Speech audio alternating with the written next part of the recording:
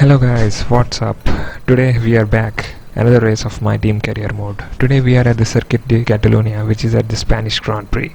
So if you guys have missed the previous episode, do check that out. And in today's Spanish Grand Prix episode, we are going to do first the practice sessions. So we are doing this quick practice to ensure that we get certain amount of resource points so that we can upgrade our car, because right now we are at the back market car, so we need to improve our car so that at least we can get into the P15s and P16 positions. So we get the sufficient amount of resource points and then we head to this Q1 session. In our first banker lap we go P21 and I knew that we have a lot of time at the table, so we need to improve upon that. So in the next Q1 lap we just go about 8-10 improvement over our first banker lap. So let's see what we can achieve here. And it goes to P19.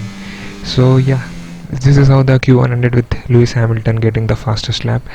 And of course now we are at the P20 and our teammate Richard Wesher is at P22. So our car is still competing with the likes of Williams and Aston Martin. So yeah, there is a lot of scope of improvement and we need to at least get into Q2 in the coming races, as we just do some upgrades in the aerodynamics section and we hopefully get this upgrade successfully and not just fail that. So here at the race we just make some quick changes and it's 5 red lights and away we go for the start of the Spanish Grand Prix. So it is a very hesitant start as we just have a small amount of wheel spin which offsets our momentum, and as we go into this straight of around 750 meters we just brake early so that we do not hit Stroll in the diffuser. But however we just have to mount that curb and which unsettles our car, which lets Wesher and Latifi to overtake us. So that is not quite we wanted here, but yeah, it is what it is, as we overtake Latifi now and we just stick in the inside of this train and we try to go for a dive bomb here and at least get our teammate in this overtake, as Stroll just pushes us right inside this curbs which just unsettles our car, but still we are able to get the traction done and yeah, we just successfully claim that overtake. And as this race progresses in this lap 2, you can see there is a long train of cars which is ahead of us and we need to be able to cut through this field, but since our car is just a back marker, as you can see we are just sliding over that place. So yeah, in this lap 3 we get our DRS enabled. So however the car in front of us is Vettel, who is around 2 seconds ahead of us, so we cannot claim the DRS right now. And Stroll just tries to go for lunge down the outside of us, but we managed to hold on to our position and not concede the P19 to Stroll, because the dive bombs from the other drivers are quite crazy and we need to be aware of the fact. And now in this lap 4 you can again see that Stroll goes around the outside, but we managed to claim the apex position of the corner and we just hold on to the inside line so that we get the better traction out of this T1. And now in this lap 6 again you can see Stroll is constantly pressurizing us for an overtake, because the Aston Martin is much superior car to ours, because it has, and we just lose our back end there. A slight bit of contact I think with Stroll, and yeah, he just touches our rear left tire which sends us into half spin, but fortunately we managed to recover from that and not lose the position to Stroll. So yeah, people are aggressive in this race as everyone wants to get some early positions, as our teammate and Stroll come together for a double overtake, but we managed to hold on to the center part of this line and we just are able to carefully place our car so that we do not get overtaken by both of them. And now in this lap 11 you can see we are running short of ERS, so that's quite a concern with our car, that our ERS levels are not regenerating as fast as it should be. But yeah, our teammate is also just putting on some massive dive bombs and trying to overtake us, but we are just placing our car at the right position in the apex of the corner so that we do not get overtaken by others, as our tire indicators is saying that we are at the 56%. So we dive into the pits at the end of lap 14 so that at least we can get an undercut over our teammate. as we do a perfect turn in, and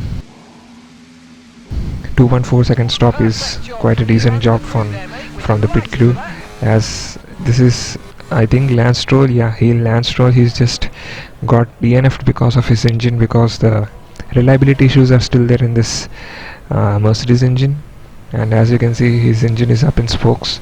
So that is one competitor less which we have to care about, as in this lap 25 we are getting blue flags. So yeah, we let Verstappen pass so that it does not hamper our progress, as Sainz and Verstappen to pass through us, and we just stick into the DRS, or rather say the slipstream of Verstappen. And yeah, again, I think another blue flag we are getting is from Hamilton, so we will have to let him pass also.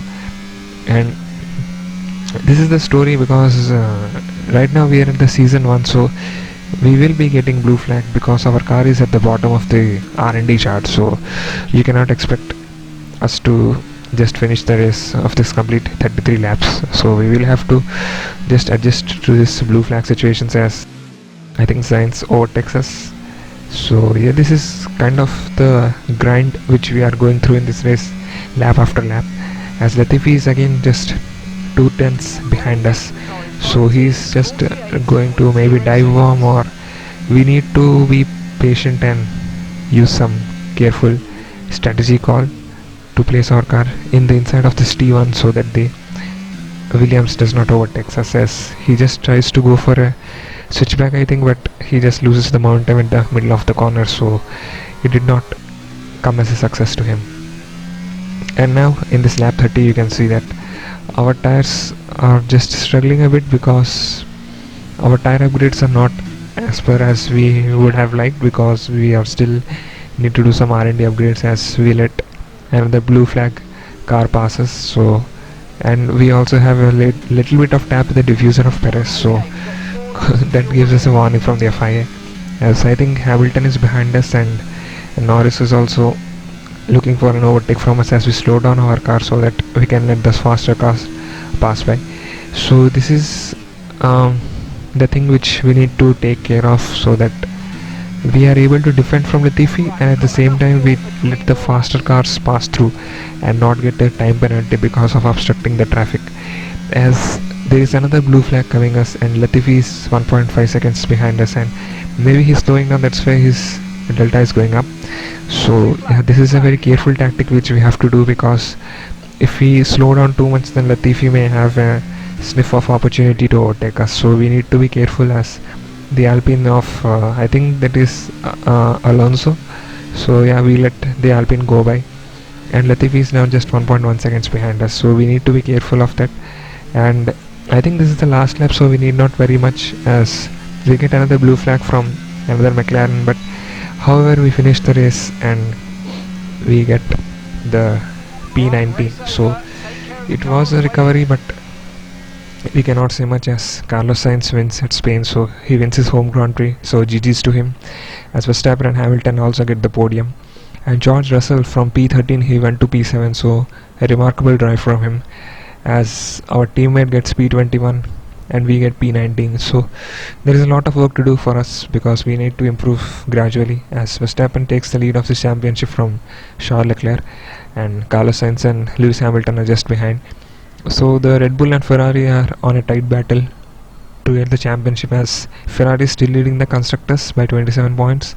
So it is a very dominant theme in this season that Ferrari and Red Bull are going to get those brownie points. And yeah, this is how this Spanish Grand Prix progressed, as we get some upgrades in the powertrain section in the discount. So we are looking to just upgrade gradually whatever upgrades we will be getting, and hopefully use it to good effect in improving our car, so that it helps us in improving the car in the coming races, as the next race is in the Canadian Grand Prix at the circuit Gilles Villeneuve.